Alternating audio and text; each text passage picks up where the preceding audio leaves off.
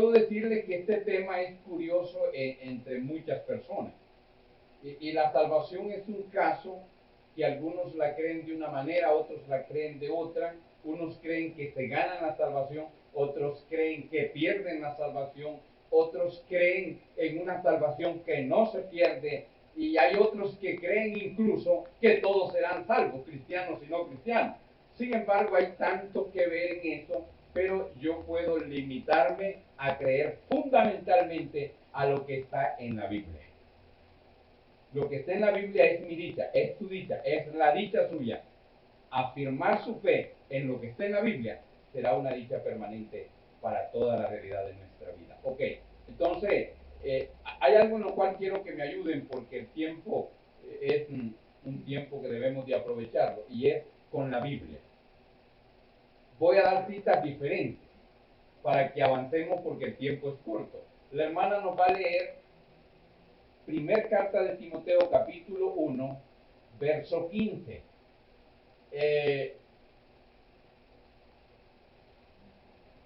Hermano Edwin nos va a leer Juan 3, capítulo 17. Hermana, la esposa del pastor de hermano Erwin. Ok, dejó los lentes de hermana. Entonces, la hermana nos va a leer Romanos 5:9. Romanos 5:9. ¿Quién más está atento como para que nos lea otro pasaje? Y usted verá qué rápido. Hermano David nos va a leer Primera de Pedro, capítulo 4, verso 17 y 18. Primer carta de Pedro, capítulo 4, verso 17 y 18. Ok, no se les olvide, hermano. Si se le olvida a alguien, para darle una cortadita quizás. Ok, ¿cuál es el tema del cual vamos a hablar? Salvación. Pero a este tema le vamos a agregar salvación provista, porque hay unos que creen en una salvación improvista. Sin embargo, pues son casos de estos de los que no vamos ahora a verlo con detalle. Pero así a lo que yo quiero iniciar ahora es sobre de que los creyentes somos salvos del pecado. Yo me considero ser salvo del pecado. Usted podrá decirme, hay otros pecados. Estoy hablando algo en serio, hermanos. Los creyentes somos salvos del pecado. Y yo lo puedo confirmar con la Biblia, lo puedo sentir en mi vida. Yo siento esa realidad del perdón que Cristo ha hecho en mí. Y esa realidad deben de sentirla todos los que ya recibieron a Cristo. Son salvos del pecado. Ahora, para entender el caso de la salvación, es un caso a largo tiempo. Es un caso que va, alguien dijo, paulatinamente. Corre y corre tanto tiempo hasta que en realidad tú llegas a creer plenamente en la salvación. Sin embargo, tú eres salvo desde que aceptas a Jesucristo, desde que recibes a Jesús. Pero llegas a fundamentarte y a creer fielmente a esto a través de la lectura, a través de la enseñanza, a través del tiempo. Tu fe va creciendo. Y alguien dice, por eso es bueno también creer en una salvación progresiva, que va avanzando, que va creciendo, que va agarrando más raíces, más fundamentos, y la palabra te va guiando, ¿sí o no? La palabra nos va guiando. Entonces, los creyentes somos salvos del pecado. Y ahora, la persona a la cual yo he admirado en mi vida desde que yo he comenzado a leer la Biblia es al apóstol Pablo. Él tiene una convicción que la hermana lo va a leer, es el pasaje que le dimos a ella. Pablo tiene una convicción en esta razón que se personaliza a sí mismo. Y él da un mensaje claro. Él dice que él es salvo y agradece a Dios a través de Jesucristo por alcanzar esa salvación. Además, Pablo, que ustedes lo van a escuchar en la lectura, Pablo da un mensaje para los creyentes y les afirma que él cree en esa salvación porque ha creído en una palabra que es fiel. Y esa palabra es la Biblia. Si usted quiere estar seguro de la salvación, busque la Biblia, busque a ver qué le dice la Biblia, porque ahí está la seguridad. Y Pablo afirmaba esa realidad de que los creyentes eran salvos del pecado porque él había confiado en Jesús. Ok, ¿qué dice el pasaje? Miremos mejor. Yo creo que sí. Palabra fiel y digna de ser recibida por todos, que Cristo Jesús vino al mundo para salvar a los pecadores, de los cuales yo soy el primero. ¿A qué vino Jesús? Gracias, hermano. ¿A qué vino Jesús al mundo? A salvar a los pecadores. ¿Es usted salvo del pecado? Amén. Yo soy salvo del pecado. Independientemente que alguien quiera citarme otro tipo de pasaje bíblico, pero hablando, hermanos, de esa corrupción de pecado, yo he sido libre por la sangre de Cristo, y usted también, y Pablo también, y los apóstoles, todos en general, y todos los que confíen en la palabra, son salvos por medio de Jesús. Y Pablo dice, y esa es palabra ¿qué? Fiel, palabra de Dios. Y hay algo, una referencia allí que la quiero ver en detalle, digna de ser recibida. La palabra, hermanos, es digna de ser recibida. La seguridad de esta salvación es digna de que nosotros la recibamos. Por lo tanto, si usted tiene duda, dígale, Señor, quítame esa duda, porque yo tengo la dignidad de ser salvo por medio de Jesucristo. Esa sangre de Cristo no es en vana y debemos de tener la seguridad de la salvación. Además, un texto más que no di, que está un poco antes del de la hermana, que no lo vamos a leer, si alguien lo ve, es un asunto ya de él, pero es Mateo 1:25. Mateo 1:25, hermano, dice que Jesús fue engendrado sin pecado alguno. Dice, entonces, si vemos esta realidad en esa parte, textualmente, el pueblo cristiano ha afirmado la fe en alguien que no conoció pecado y que el que vive por la eternidad también nos ha prometido a nosotros vivir por una eternidad. Entonces, nos hemos agarrado en el lenguaje mío ya, nos hemos abrazado, hemos confirmado algo a través de alguien que nos da el ejemplo de vivir y de confiar en Él, porque Él fue obra del Espíritu Santo de Dios. ¿Entienden eso, verdad? Léelo, Manuel, me parece que lo tiene. Solo como para verlo así rápido. Pero no le conoció hasta que dio a luz a su hijo primogénito y le puso por nombre Jesús. La palabra Jesús. Jesucristo es el dueño de mi vida. Y Él nació sin pecado alguno. Vivió sin pecado alguno. O sea, el ejemplo para nuestra vida cristiana a seguir es Cristo. ¿Ok?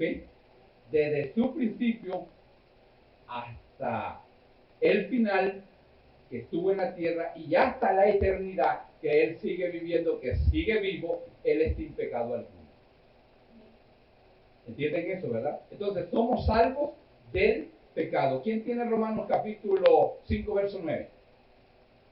Sí, léalo, hermano.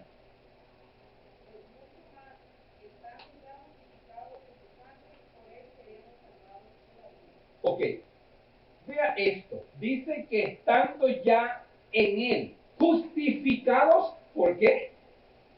Por su sangre. Hermano, la justificación, la salvación, la redención y cuántas cosas más que usted pueda ver en la justificación, en la salvación y en la redención y en la adopción. Eso es gracias a esa sangre de Cristo derramada en la cruz del Calvario. Entonces, ya somos justificados y alguien que es justificado es perdonado. ¿Entendido? Alguien que ya es justificado también es perdonado. ¿Usted cree que usted es justificado? ¿Somos perdonados? Yo aseguro que si doy lugar a preguntas, y aquí no nos vamos, y gracias a Dios que es un mensaje, si fuera una enseñanza, se tenían que alistarse porque había que dar lugar a preguntas, pero es un mensaje y preguntan otro día, hermano David. Ok, pero ahorita, hermanos, ahorita lo que sí quiero que enfoquemos a raíz del pasaje que la hermana leyó, dice, estando ya justificados. Somos salvos de la ira. ¿Entienden eso? Entonces, el otro punto al cual vamos a ver es que los creyentes somos salvos. Óigame bien, y se lo voy a decir numerado. Los creyentes somos salvos de la ira de Dios. Los creyentes somos salvos de la condenación. ¿No? Entonces somos salvos de la ira de Dios, somos salvos de la condenación y somos salvos del juicio de Dios.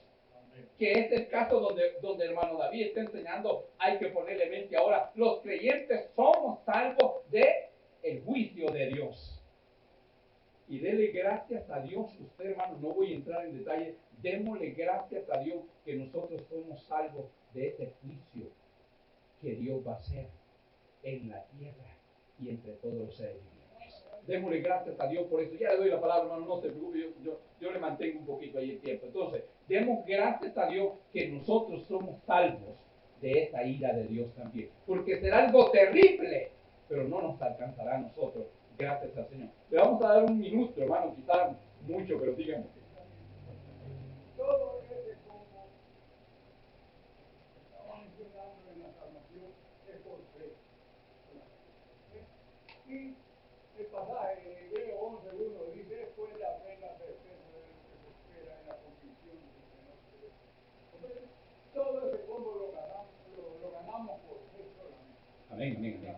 Entonces el énfasis es que también la salvación se alcanza por fe. Es donde el hermano está enfocando. Que la salvación se alcanza por fe. Y una vez que usted tiene fe en Jesús, ahora confiese sus pecados delante de Él y serán perdonados. Porque sin fe, sin confesarlo, no va a alcanzar nada. Eso sí vamos a enfocarlo en esa línea. Esa fe que usted tiene en Jesús, en caso de alguien que no es cristiano, debe confesar sus pecados delante de alguien que tiene poder para perdonar. Entonces estamos en esto, que somos salvos de la ira, del juicio y de la condenación. Y alguien puede quizás tener más puntos, pero me voy a quedar con tres. Somos salvos del juicio, de la ira y de la condenación. Incluso sobre la ira quisiera decirle algo. Imagínense que la Biblia dice que cuando Jesús venga en su reino y todos sus santos ángeles y todo el pueblo de Dios que fue arrebatado en el arrebatamiento de la iglesia, dice que vendrá y regirá con vara de hierro.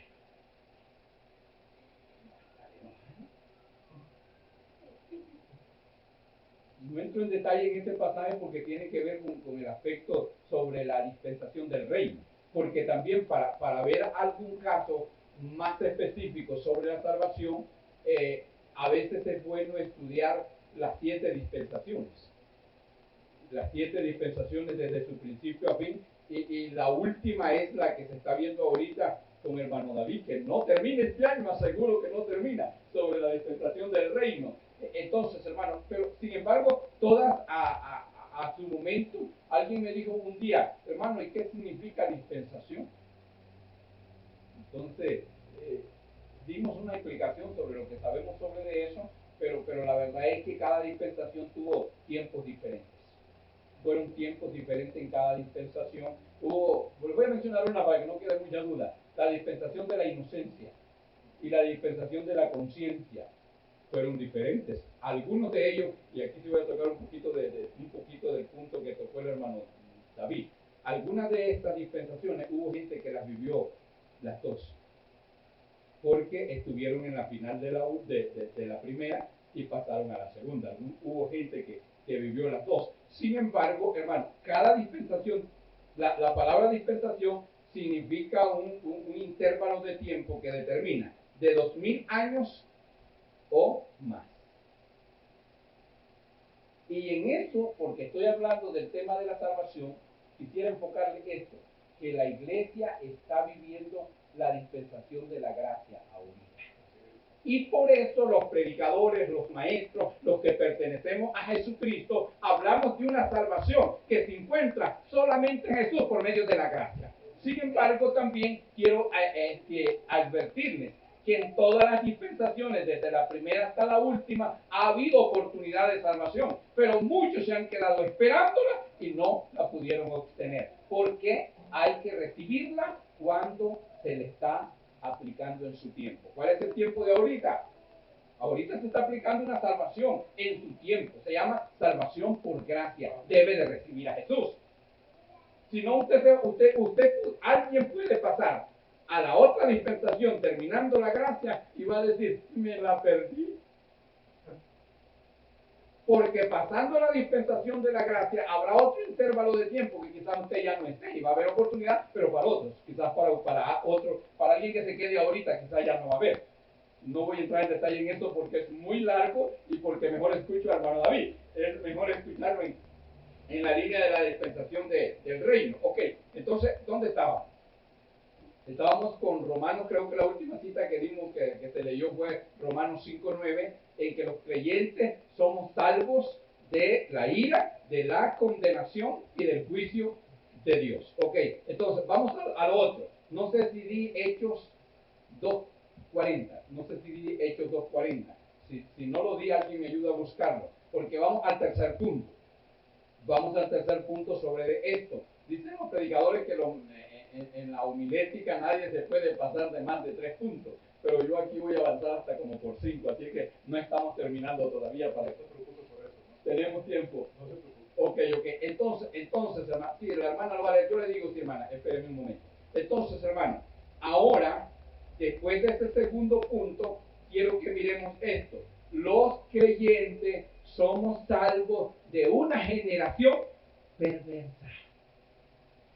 Y mire en el sentido en el cual el apóstol Pablo lo explica. Dígame ahora, hermana, léalo ahora, escuchemos. Con otras muchas palabras testificaba y les exhortaba, diciendo: sed salvos de esta perversa generación.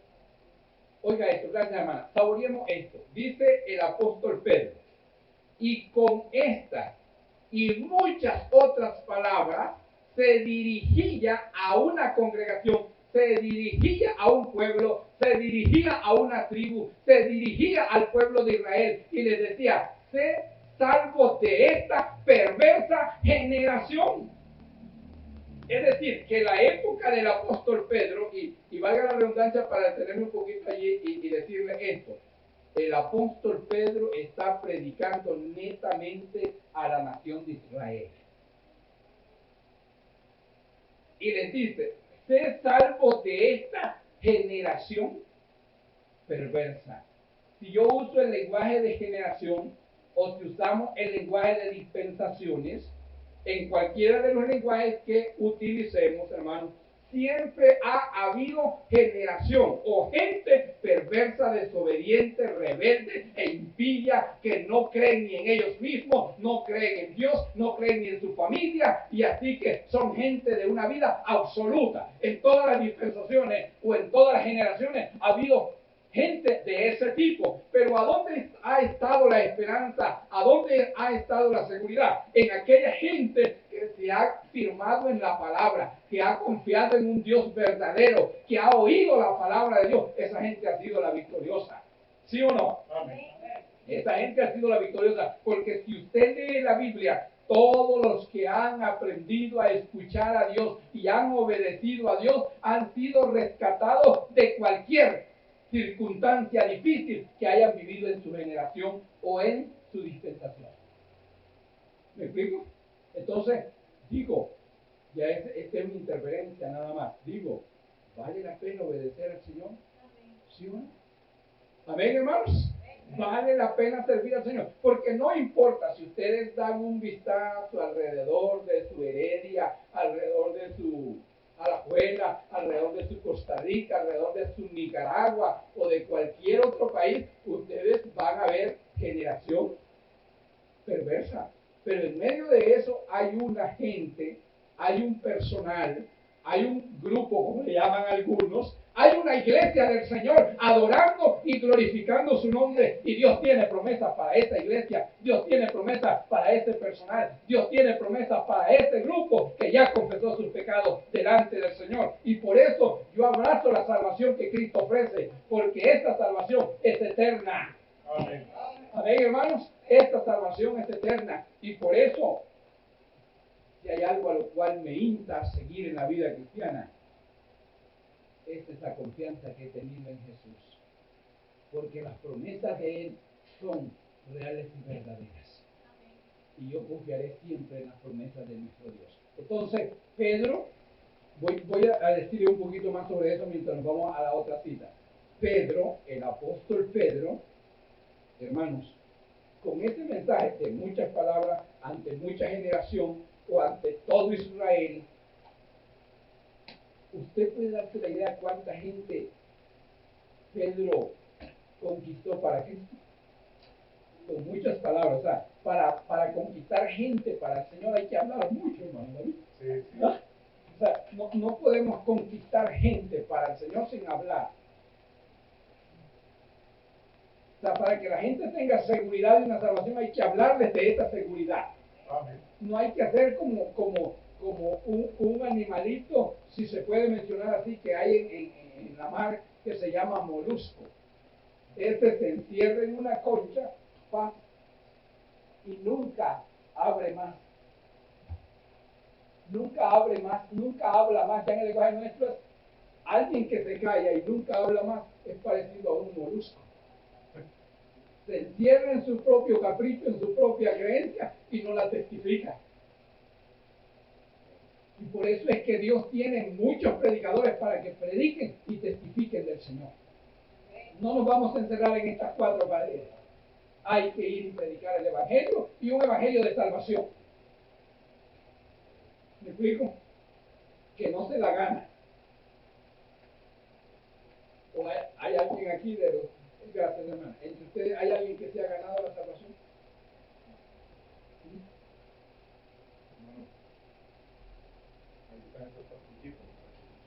Gracias, hermano. Entonces, ¿hay alguien que se ha ganado la salvación? No. Pero hay gente aquí que la ha obtenido la salvación. Amén. ¿Por qué? Gracias. ¿Por qué la ha obtenido? Por gracia. ¿Ah? ¿Verdad que sí? Entonces, ok. Estábamos que somos salvos de una generación perversa.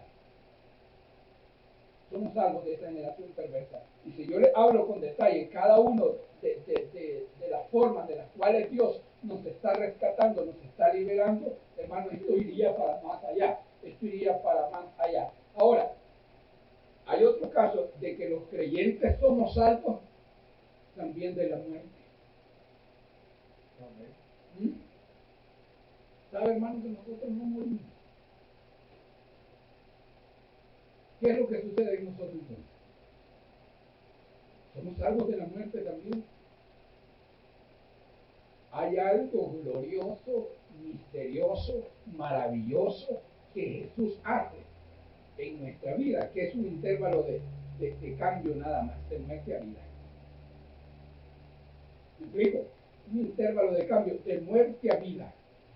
Espiritualmente, si ya hablara de otro tema, muerte eterna, muerte física y muerte espiritual, ya sería otro caso, pero para decir en este caso nada más, nosotros en Cristo vivimos por una eternidad. Así es que desde ya saboreemos esa vida que Cristo nos ha dado. Es una vida espiritual y vivámosla porque somos salvos de la muerte también.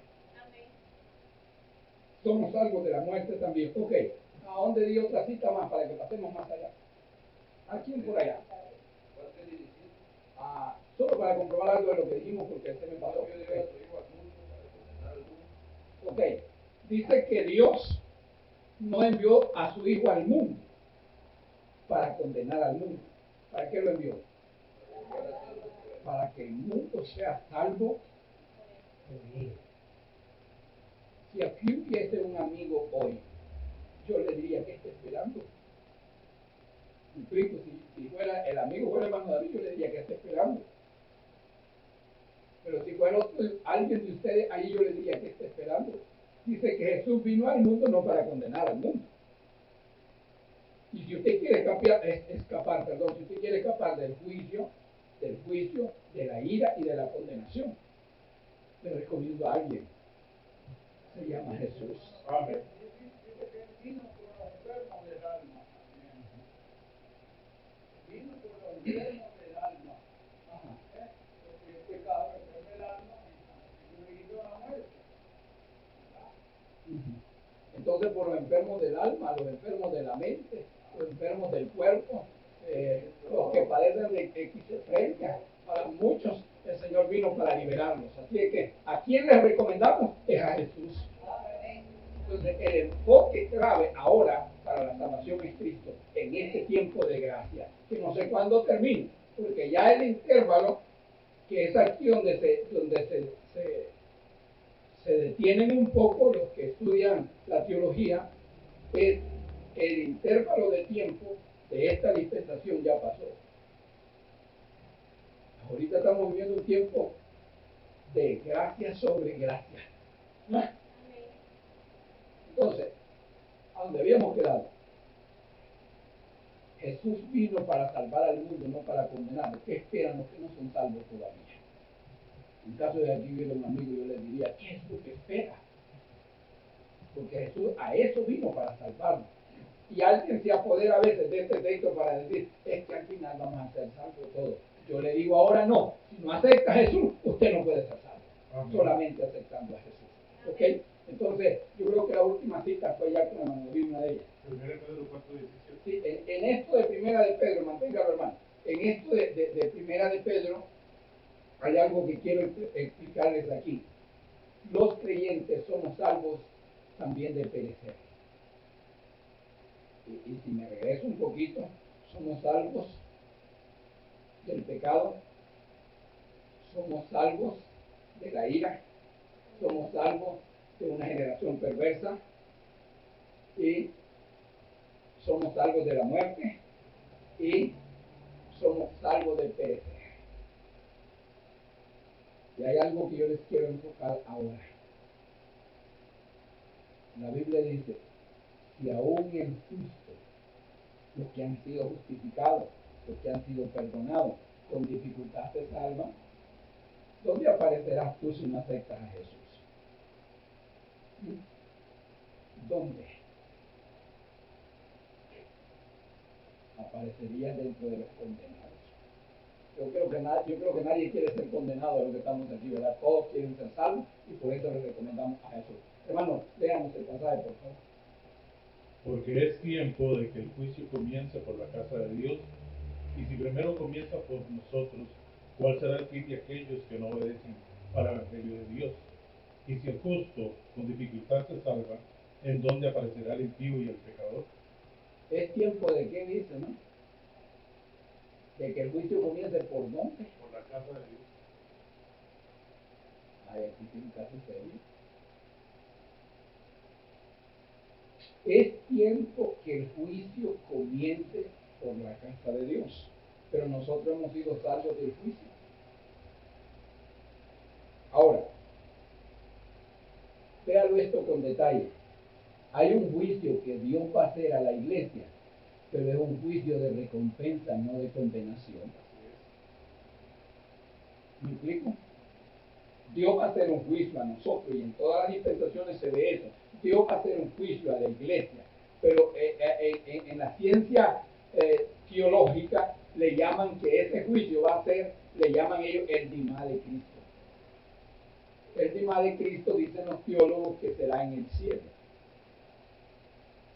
Y gloria a Dios, o sea, el juicio, las recompensas que Dios hará a cada creyente. Dicen otros así, oiga bien esto, pero de todos modos, si el juicio de recompensa fuera en la tierra, gloria a Dios, estando vivo las puedo recibir todavía, pero estando ya en la presencia del Señor, si Él va a hacer un juicio, dicen esto algunos, que cuando nosotros estemos en la presencia del Señor, le vamos a agradecer a 3 personas, yo ahorita solo recuerdo 2, por estar en el cielo.